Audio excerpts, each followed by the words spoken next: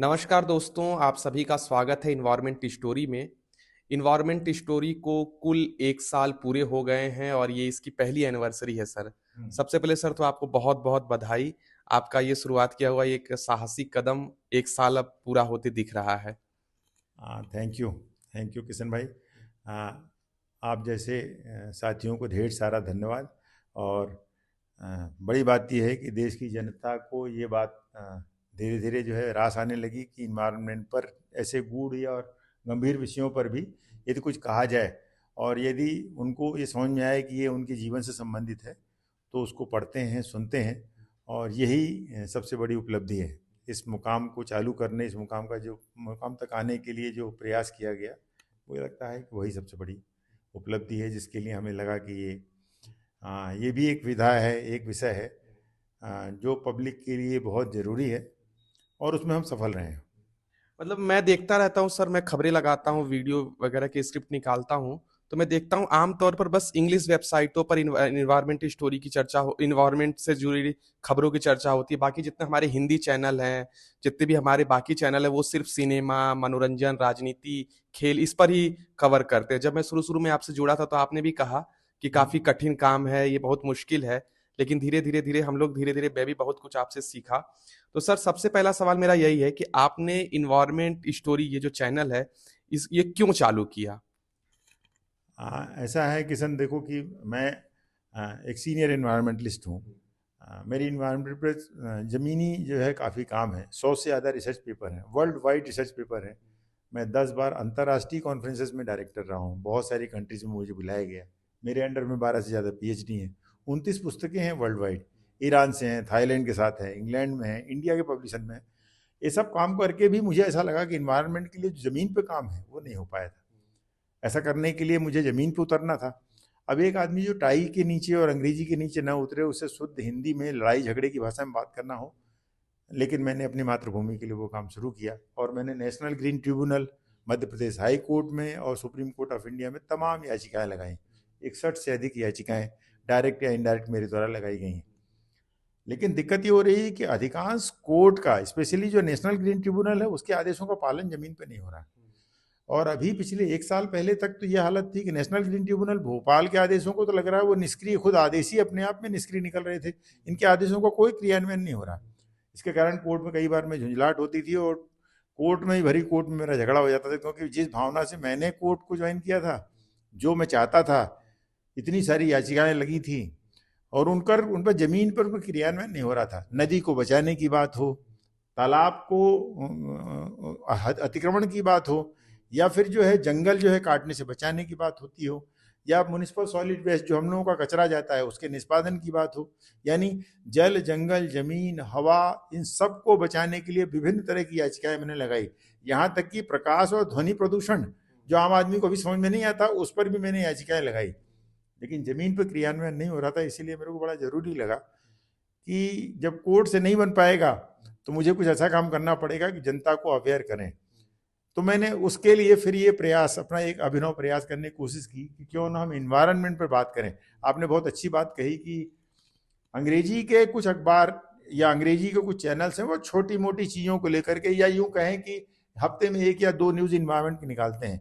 लेकिन specifically environment पर specialise journalism जो है अभी इस देश में नहीं है।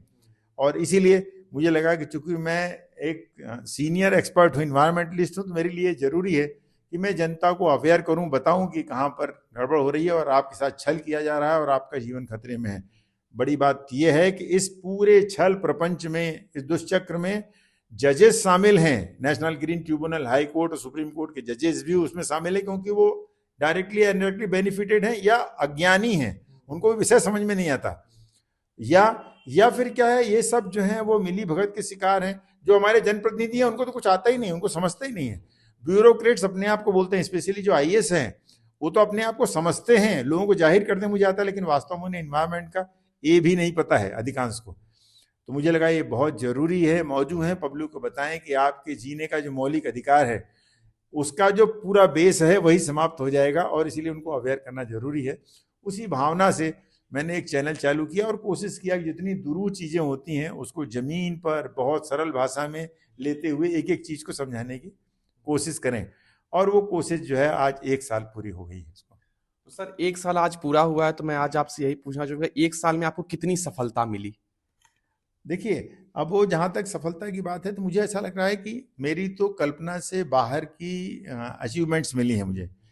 मैंने जब चालू किया था तो चूंकि मैं उसके पहले फेसबुक पर तमाम अखबारों में मेरे लेख आते रहते हैं।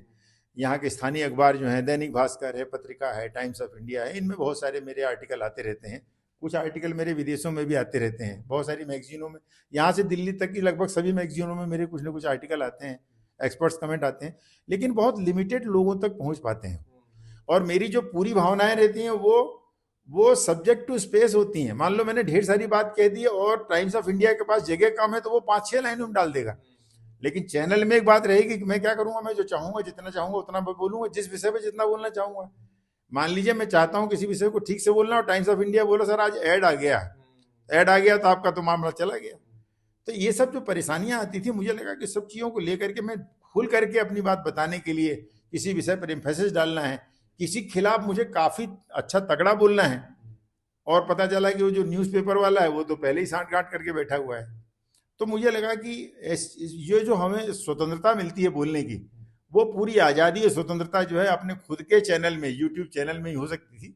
और इस सब पूरी बातों को ध्यान में रख करके उस चैनल को चालू किया गया और आज आज परिणाम हमारे सामने हैं।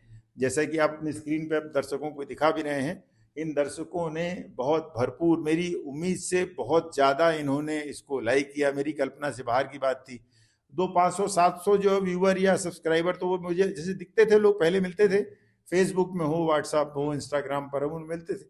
लेकिन जो मैंने यूट्यूब चैनल चालू किया अभी 1 साल पूरा होते होते तक उस पर 42 लाख से अधिक उसके इम्प्रेशंस मिले हैं और 24 लाख के करीब जो है व्यूज मिले हैं। अधिकांश व्यूज तो ऐसे हैं जिनमें 56% से अधिक लोगों ने उसको देखा है, 56% से अधिक उसको भागीदारी देते हैं।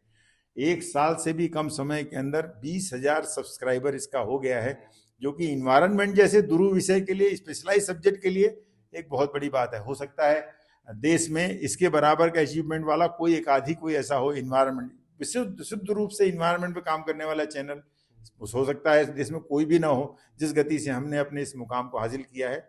स्पेशली 42 लाख लोगों तक यदि साल भर में पहुंच पा रहे हैं आप, तो अपने आप में बहुत संतोषजनक कार्य है।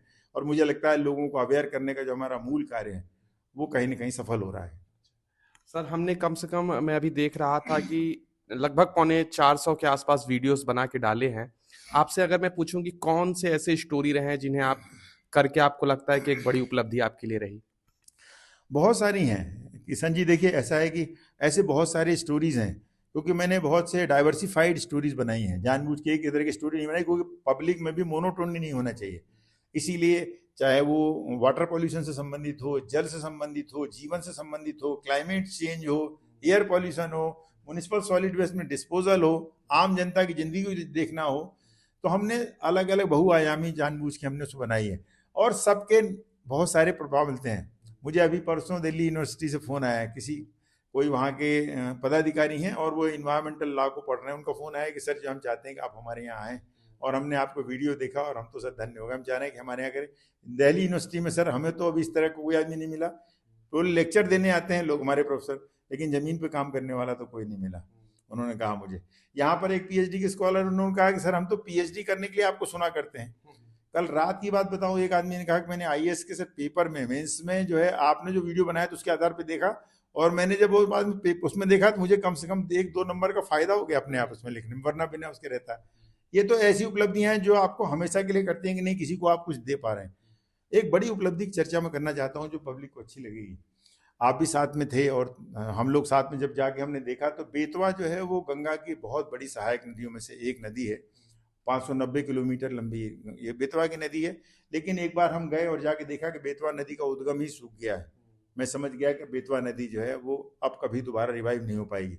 लेकिन हमने उसके ऊपर बहुत एक जोरदार वीडियो बनाया, उस वीडियो को पब्लिक तक पहुंचाने की कोशिश की। वो वीडियो कम से कम हमने देखा कि उसका बहुत ज़्यादा अच्छा रिस्पांस मिला, और उस वीडियो को कुल मिला के 2.25 लाख से अधिक लोगों ने 3-4 वीडियो के फॉर्म बनाते हुए हमने वहाँ तक पहुँच गया कि लोगों ने उसको, उसके व्यूज़ मिले हमें। परिणाम ये हुआ कि मध्य प्रदेश के मुख्यमंत्री ने आनंद फानन में मीटिंग की।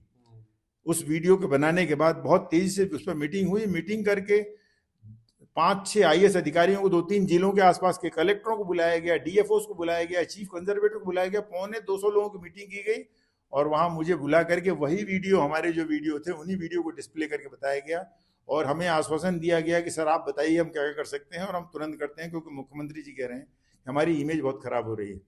कहीं ना कहीं ये बात दिल्ली तक पहुंच गई और इसीलिए आनंद फानन में जो मीटिंग हुई उसका परिणाम हुआ कि 15-20 दिनों की मेहनत से ही, 15-20 दिनों की लगातार लगाई से ही बेतवा का उद्गम स्थल वापस चालू हो गया। ऐसा होना लगभग असंभव बात होती है। मैंने बहुत से कोर्ट के केस लगे हैं, यदि कोर्ट में लगातार मैं लगे भी रहता तो कोर्ट से कोई 15 दिन में तो निष्कर्ष नहीं निकल पाता है।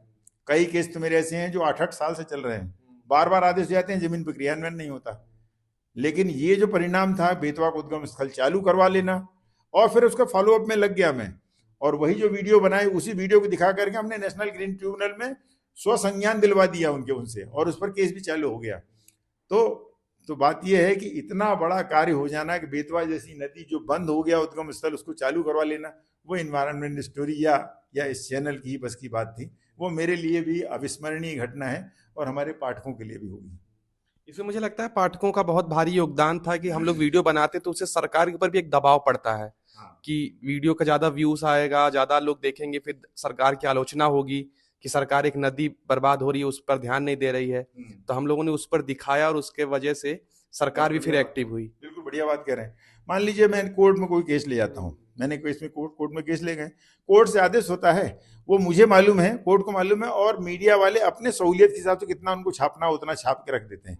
लेकिन जब आप वीडियो बनाते हैं और वीडियो सर्कुलर या वायरल हो जाता है, सरकार के ऊपर बहुत तेज दबाव बनता है। उस दबाव का परिणाम ही था कि बंद हो गई बेतवा का जो सोर्स है वो फिर से चालू हो गया और एक सही में चमत्कार हो गया और बेतवा वापस पुनर्जीवित हो गई। ऐसे तमाम उपलब्धि हैं, लेकिन ये उपलब्धि कभी भूले नहीं होती। हमने एक साल के अपने काम के अंदर एक बंद हो चुकी नदी को हमने चालू करवा दिया। किसी को भी सुन करके इस पर बहुत बड़ा गर्व और बहुत खुशी होगी। और इसके साथ साथ न सिर्फ इन्वायरमेंट बल्कि हम लोग हेल्थ से भी जुड़ी हुई लगातार खबरें देते रहते हैं, उसका भी लोगों को बहुत फायदा मिलता है। मैं कई लोगों से सुनता रहता हूँ कि आप लोग इतना छोटी छोटी बातों का भी ध्यान रखते हैं कि सोने का सही तरीका क्या है, उसका लोग वीडियो देख रहे हैं, और भी हेलमेट से क्या बाल झड़ते हैं क्या, ऐसे वीडियो जब हम लोग बनाते हैं तो उसका भी काफी लोगों को फायदा मिलता है। हाँ, मैंने जानबूझकर इन्वायरमेंट का जो सब्जेक्ट है उसको प्योर इन्वायरमेंट नहीं रहने दिया। मैंने intentionally from the day one मैंने क्या किया, हेल्थ एंड इन्वायरमेंट लिया। इसीलिए कि इन्वायरमेंट को जब तक आदमी के हेल्थ से नहीं जुड़ेंगे तब तक इन्वायरमेंट जो है वो अखबार में पन्ने पलटने की चीज हो जाएगी, वो आदमी वहां तक नहीं जुड़ पाएगा। जब वो जुड़ जाता है कि नहीं ये जो चीज बता रहे हैं सर, इसमें बता रहे हैं इससे कैंसर होता है, यदि उसको समझ में आ जाए कि इससे कैंसर होगा तो निसंदेह वो अपने बच्चों को कैंसर नहीं देना चाहेगा, और तब जाकर के वो जागरूक होने लगता है। और वही हमारी जिंदगी का मिशन उद्देश्य पूरा हो जाता है, क्योंकि ये एक आदमी को जागरूक कर दीजिए तो फिर किसी कोर्ट के आदेश की जरूरत नहीं है। एक छोटा सा वाक्य आपको बताऊं, यहाँ पर एक नदी है, उस नदी को बचाने के लिए 2014 में मैंने केस लगाया।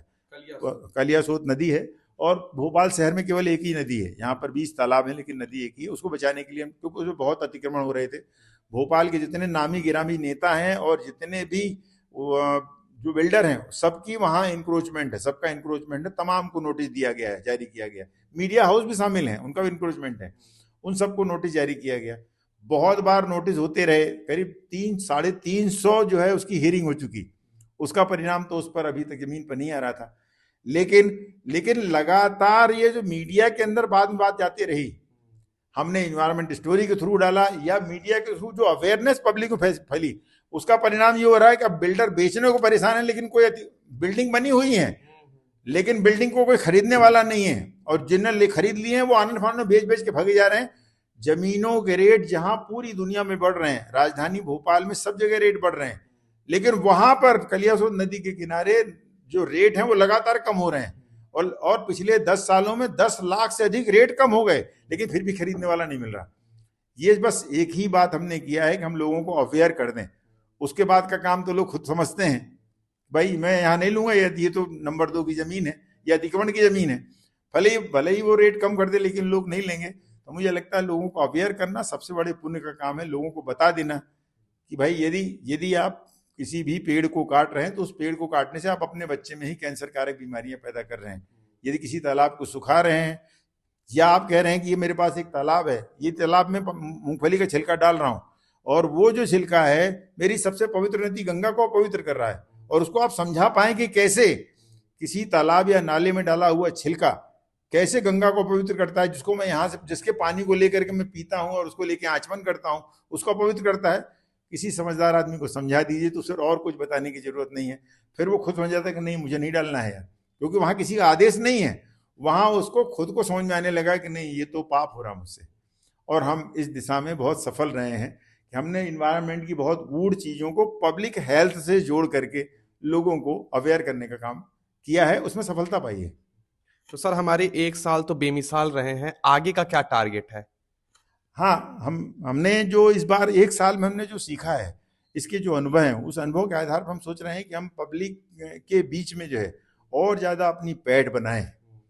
मान लीजिए हमें लगता है कि हमने साल भर में हमको जो 42 लाख हम इम्प्रेशंस पा पाए हैं, यदि हमें लगता है 24 लाख लोगों तक जो है हमारे व्यूज़ हुए हैं, हमारा उद्देश्य ये है कि हम इसको दुगना या तिगना करें, ताकि जितने ज़्यादा लोग अवेयर होंगे उतना ज़्यादा हम अपनी मातृभूमि की सेवा कर पाएंगे, उतना ज़्यादा हम अपने पर्यावरण के प्रति लोगों को जागरूक कर पाएंगे और उतने ज़्यादा सरकारों पर दबाव बना पाएंगे, ताकि आने वाले समय में आने वाली पीढ़ियों को हम बचा सकें और पूरे दुनिया का जो सबसे बड़ा जो भय का केंद्र है क्लाइमेट चेंज या ग्लोबल वार्मिंग, उसके प्रति हम सचेत और सजग रह सकें। तो दोस्तों आप सुन रहे थे डॉक्टर सुभाष सिंह पांडे सर को, और ये वरिष्ठ पर्यावरणविद हैं, इन्वायरमेंट स्टोरी के संस्थापक हैं, इसी के एडिटर इन चीफ हैं। अगर आपने हमारे इस चैनल को सब्सक्राइब अभी तक नहीं किया है तो कृपया करके हमारे चैनल को जरूर सब्सक्राइब करें, क्योंकि इन्वायरमेंट एक बहुत ही कठिन विषय है। मैं अपना व्यक्तिगत अनुभव बताऊं तो जब मैं यहाँ से जुड़ा था तो मुझे नहीं लगा था कि मैं कुछ कर पाऊंगा, लेकिन मैं पिछले 1 साल से यहाँ बना हुआ हूँ, तो मुझे भी बहुत सी छोटी छोटी चीजें समझते सर की वजह से समझते समझते बहुत कुछ पता चल गया। अब मैं जाके अपने घर पे या बाकी जगहों पे जब बताता हूँ तो लोग उस बात को बहुत गौर करते हैं, बहुत गौर से समझते हैं। तो इसीलिए मैं आपको अपील कर रहा हूं कि आप भी कृपया करके इस चैनल को सब्सक्राइब करें और अपने सहयोगियों तक इसको पहुंचाएं, क्योंकि आज के वक्त में आप देख रहे हैं ठंडी आ रहा है। जिस तरीके से ठंडी जैसे जैसे बढ़ेगी वैसे वैसे एयर पोल्यूशन और ज़्यादा बढ़ेगा और आपको भी बहुत ज़्यादा परेशानी होगी। तो ये आने वाले दिनों में कम हो, बढ़े नहीं, इसी के प्रयास के लिए सर ने इन्वायरमेंट स्टोरी जैसे चैनल की स्थापना की है। तो इसीलिए मैं आपसे भी अपील कर रहा हूँ कि आप इस चैनल को जरूर सब्सक्राइब करें और अपने मित्रों से भी इसको सब्सक्राइब करवाएं। शुक्रिया।